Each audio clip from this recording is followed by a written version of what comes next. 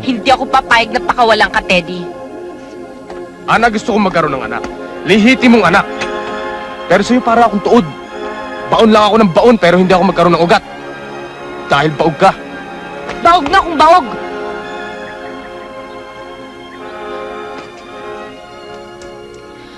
Asawa kita, Teddy. Nung pakasalan mo ko, pinakasalan mo pati yung pagkabaog ko.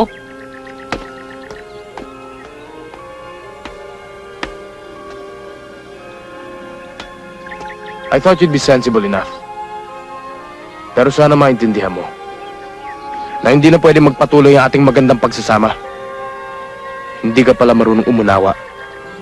Sa korte na lang natin tapusin ang pagtatalong ito.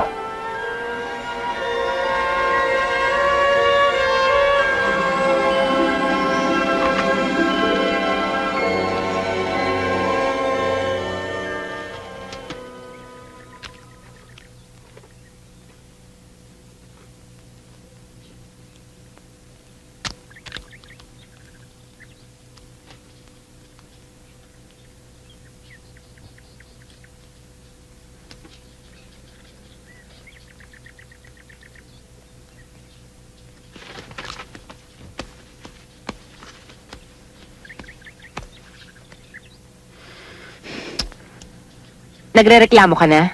Hindi po, ma'am. Umaangal ka na dyan eh. Naku, hindi po. Hindi ko po kayo pwedeng angilan. Bakit hindi? Alila niyo lang ako. Ah, ganon.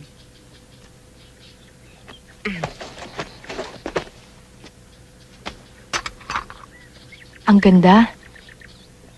Halikan mo talampakan ko. Halik!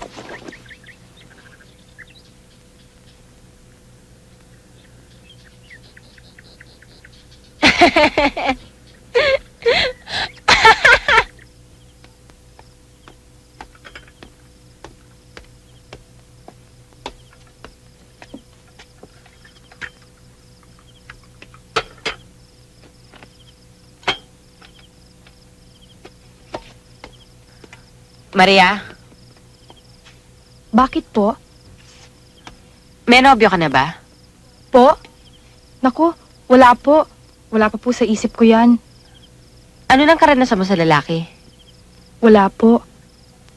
Ang ibig mo sabihin, hindi ka pa nakakatikim kahit yakap man lang? Hindi po. Napagkamala lang po talaga ako ni Sir Teddy noon. Eh halik, Noon din lang po nagkamali si Sir Teddy. total si Sir Teddy mo na rin lang ang nakauna sa isa yakap at sa halik. Payag na rin ako na si Sir Teddy mo na rin na makauna sa isa ibang bagay. Ano pong ibang bagay?